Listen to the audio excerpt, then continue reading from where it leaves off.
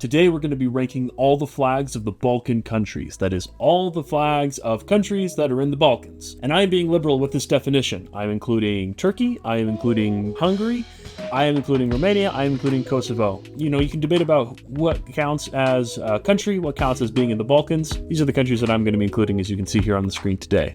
But before we dive into this tier list, let me tell you about today's sponsor, Go Carpathian. And yes, it's a self-sponsorship. Go Carpathian is a recruiting agency with the goal to help US businesses like yours find top talent from Eastern Europe and the Balkans. Let's be real, hiring can be a headache, especially when you need specific skills for remote positions. Finding someone who fits your business is tough. At the same time, there are tons of highly qualified, talented, and motivated people in Eastern Europe who are looking for opportunities that, because of historical reasons, aren't necessarily available in their countries. That's where we come in. We understand your needs and source candidates who not only meet, but exceed your expectations. When you decide to hire through Go Carpathian, we personally vet each and every candidate so you can be confident that you're hiring an excellent addition to your business. Here's a couple of reviews. We were looking for a very specific type of person, detail-oriented, who could do live support during US business hours.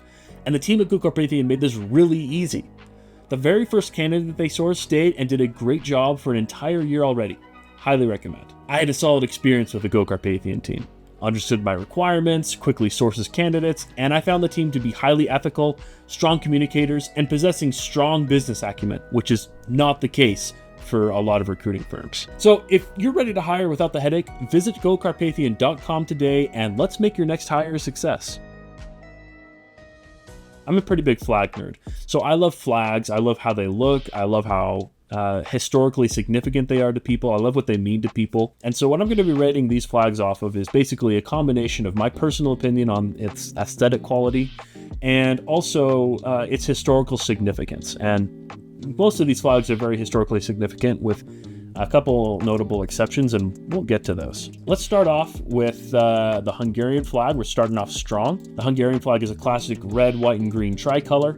This flag has been around quite a long time. It really is associated with the Hungarian Revolution of 1848. That's where you start to see Hungarian nationalism, people desiring that they have their own nation separate from the Habsburgs who have been controlling them for so long. Of course, it gets a lot of history from the 1956 revolution against the Soviets. That's where you get the classic image of the Hungarian flag with the circle in the middle with the communist emblem cut out of the middle. I really enjoy this flag. I'm going to put it high up in A tier. Next, we have the Romanian flag. Now, the Romanian flag kind of has a similar type of history to the Hungarian flag. It's another tricolor that saw use even before 1848, but really took off in 1848 during those revolutions. Strongly associated with Romanian nationalism in that time period, and also has a very similar history to Hungary's in the sense that it is associated with that circle in the middle, although that was more in the 90s rather than in the 50s. But still, I think it's a great tricolor. I'm going to go ahead and put it in B tier, just because in my mind, as a personal opinion, I find that the blue, yellow, and red kind of clash with each other in a way that the red and the green work well together with the white. Both are excellent flags. I don't mean to denigrate Romania in any way, of course. It's just my personal opinion about kind of how it looks. Yeah, if you disagree, then feel free to disagree, but that's where I'm rating it. Next, we have the Slovenian flag. Now, the Slovenian flag, I'm going to go ahead and put in B tier. And the Slovenian flag is very similar to the Hungarian and Romanian flags. This will become a pattern, as you'll see, in that this tricolor, this white, blue, and red tricolor, goes back to the revolutions of 1848. It's, of course, very similar to the Russian flag, and that was intentional. It was supposed to be these pan-Slavic colors. Today, this is very similar to the Russian flag, with the one exception being there's slightly different colors. The Russian flag is a different shade of blue and red. And also, the Slovenian flag has the Slovenian coat of arms on it, which has Mount Triglav, which is a prominent mountain in Slovenia. I'm going to go ahead and put this at B tier, just for the fact that I'm not a huge fan of the colors in comparison to some of the other blues and reds that we're going to see. And also, when it's hanging at rest on a mast, can be kind of difficult to tell that it's not the Russian flag if you're not looking closely. Slovenia these days, I believe, doesn't really want to be associated with Russia in the same way that they might have wanted to in the past. So for that reason, I'm going to go ahead and put it in B tier. I still think it's an excellent flag. Next, we have the Croatian flag.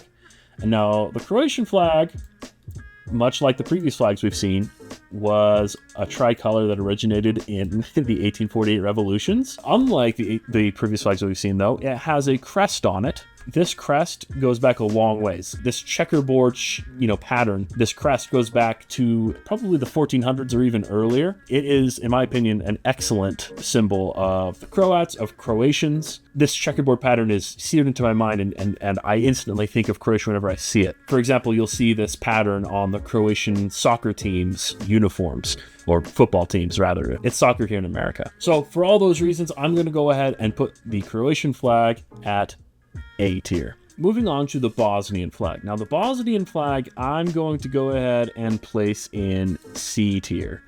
And the reason is maybe not what you think. The Bosnian flag is not that old of a flag. It only comes around in the 1990s. It doesn't have a lot of historical roots. It doesn't have any symbolism that goes back hundreds of years like the rest of these flags. So this triangle right here, this triangle in the center, is supposed to represent the actual shape of Bosnia itself, like on a map, like the outline of Bosnia. And in my opinion, that's a way better method of showing the country, in a map form on your flag than just slapping the outline on a map, looking at you, Kosovo. But that's what the triangle is supposed to mean. And the three corners represent Croats, Serbs, and Bosniaks, who are the three primary ethnic groups within the country. And then, of course, you've got the stars on the side, and you'll notice that the star on the top and on the bottom, they're cut off. And the reason for that is that the stars are supposed to be infinite in number, infinite in length, and they represent the rest of Europe. Now, this flag was basically created by a Spanish politician in the 1990s as a reaction to the fact that after the Bosnian War, there was no agreement about what the flag should be. So he basically said, you guys can't get along, I'm creating the flag now. There's still a lot of Bosnians who don't feel affiliation with this flag for that reason. I think it's a nice symbol. I think it is a good looking flag. Maybe not the best looking flag here, of course, but I think it's fine. I do like the colors. I hope that someday the Bosnian flag will come to unite all Bosnians together. But as of right now, because of that lack of historical roots and because of the interesting sort of forced design of it, I'm going to go ahead and put it at C tier. It is a very unique flag. So just an interesting little bit of history for sure. Next, we have the Serbian flag. Now, the Serbian flag, I'm going to go ahead and put up in A tier. I think it ranks very similarly to Croatia. It has the coat of arms prominently displayed. Of course, it's got this red, blue, and white tricolor, very Slavic in that way, harkening back to Russia. It has the two-headed eagle, the Serbian eagle. It has a crown, which is interesting because Serbia is a republic, not a monarchy, but I'll allow it. I think it looks nice. It's also important to note that on the coat of arms is the Serbian cross, which is based on a Byzantine symbol that goes back centuries. It basically was the Byzantine symbol for a long time, the closest thing to a flag that the Byzantine Empire had. The fact that it's included here on the Serbian flag, I think is really a great touch. It's historically significant, it has a lot of symbolism, and I think this is a great flag. Serbia, A tier. Next, we have the Montenegro flag, and I'm going to go ahead and put this is going to be our first S tier flag. The reason I'm putting it up here at S tier is purely aesthetics. The Montenegro flag has only existed since 2004, and Montenegro itself, the state that currently exists, has only existed since 2006. So this is a very new flag, but it does harken back to a flag from the medieval state of Zeta, which was in the area, or Zeta, I'm not quite sure how to pronounce it, but that was in the area that is now today Montenegro. And also, the Principality of Montenegro in the 1800s harkens back to their flag as well, with this two-headed eagle. And this, to me, is just a fantastic flag. The gold border around the edge makes it always look like it has a gold trim to it. The red with the golden eagle and the golden trim, it all comes together with this sort of fiery look. I really, really love these colors. I really love this design. This is an S tier flag, in my opinion. Next, we have our lowest rated flag, and this is Kosovo, and you're going to D tier, Kosovo. I'm very sorry. Now, some of you might be saying in the comments that Kosovo isn't a country. That's not the point. Today, we're just looking at the flag. Kosovo, you just had to put the outline of your country on the flag. Only one other country does this, and it's Cyprus. And they do it better than you. You do it the worst out of all the countries. These 6 stars up on the top, these represent the 6 major ethnic groups within Kosovo. Beyond that, there's not a ton of symbolism other than here is a picture of Kosovo. This kind of looks to me like a mixture of a European Union flag and like a United States seal on a bedsheet blue flag. That's not a very high compliment. That's not a lot of things to go off of. I don't think this is an F tier flag, but it rates pretty low. Sorry, Kosovo. Bad flag. Next, we have the flag of Albania. Now, Albania's flag, I think, also goes into S tier. I think this flag is gorgeous. This black and red, I think, is a great color combination, very bold. It's also historically significant. The two-headed eagle is a symbol that goes back centuries in that area, and the current flag, which is this red background with the two-headed eagle, black outline on top of it, that goes back to 1912 with Albania's independence from the Ottoman Empire for the first time.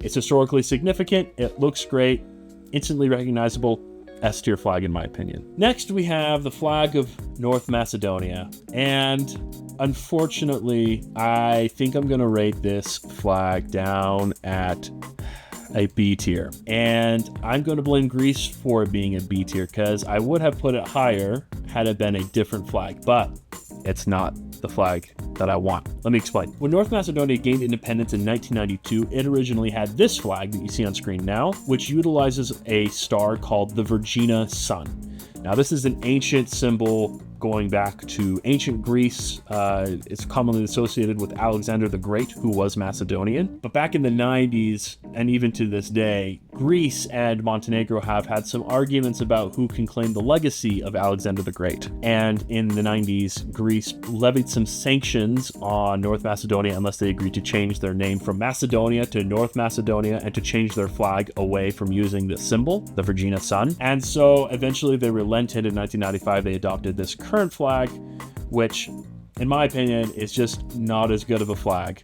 It doesn't use a historical symbol, it's just harkening back to that historical symbol. It looks a little more tacky. Perhaps if the circle in the middle, the actual sun, moved a little bit over to the left, kind of more like the Japanese naval flag, something like that, it could be improved. But as it is, I'm not a huge fan of this flag just for that reason. You know, if this flag was just in isolation, that'd be one thing, but knowing what it could have been, I'm going to have to rate it in B tier, but the original flag I would have rated much higher. Speaking of Greece, the Greek flag is an S tier flag in my opinion. Now, this flag has a lot of history to it. There used to be two flags in Greece until the 1970s. There was the Greek flag on land, which was just a blue field with a white cross in the center. This current flag that we have was for use abroad and as the civil ensign. Now, ever since 1978, that's become the official ensign, or the official flag for all of Greece, and I think they made a great choice. These colors have a lot of historical significance. They've been around ever since the Greek independence movements from the Ottomans, and these blue and white colors, they harken to the